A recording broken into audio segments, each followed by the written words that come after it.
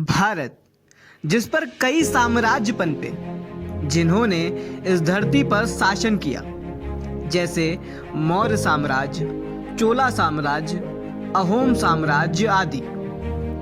लेकिन यह इस देश का दुर्भाग्य ही है कि मुगलों की महत्ता के आगे ना ही हमारे इतिहासकारों ने कुछ देखा और ना ही कुछ सुना। आज मैं भारत के एक ऐसे वीर की कहानी आपको सुनाने जा रहा हूं जिनका नाम आपने शायद ही कभी सुना होगा। कहानी है अहोम राज्य के सेना नायक परमवीर लचित बोरफुकान की।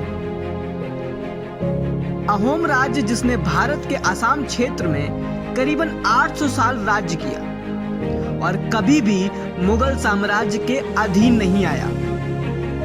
मुगल अपनी विस्तारवादी नीतियों के लिए जाने जाते थे और इसी नीति के तहत उन्होंने अपना साम्राज्य ब्रह्मपुत्र नदी के पार फैलाने की योजना बनाई और इसी सोच के चलते अहोम और मुगल के बीच 70 साल तक दुश्मनी का एक दौर चला, जिसमें कई लड़ाइयां हुई, जिसमें कभी मुगल तो कभी अहोम राज्य की जीत होती रहती थी।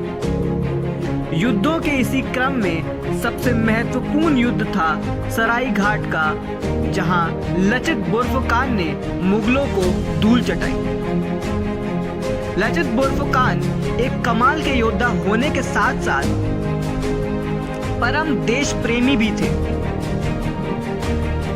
सराय घाटी के युद्ध के दौरान तैयारी के समय उन्होंने अपने मामा को मिट्टी की एक दीवार बनाने का कार्य सौंपा, लेकिन कार्य समय पर न होने के कारण उन्होंने अपने ही मामा का सर धड़ से अलग कर दिया और बोले, मेरे रिश्तेदार देश से कीमती नहीं।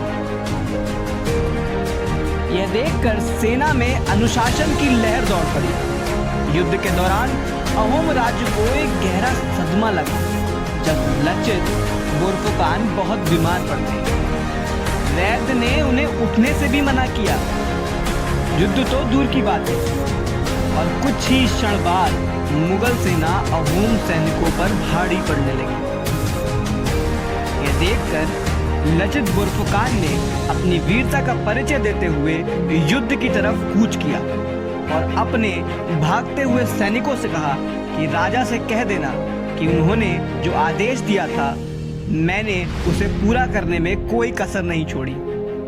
और लचित का ये साहस देखकर बाकी सैनिक भी युद्ध भूमि की तरफ बढ़ने लगे और गोरिल्ला वॉर टेक्निक से मुगलों को एक करारी शिकस्त दे डाली। हर साल 24 नवंबर असम में लचित दिवस मनाया जाता है और 1999 से एनडीए की पासिंग आउट परेड में सर्वश्रेष्ठ कैडेट को लचित बोरफुकान मेडल से सम्मानित किया जाता है, ताकि हमारे जवान और हमारे आला अफसर भी लचित बोरफुकान से प्रेरणा ले सकें।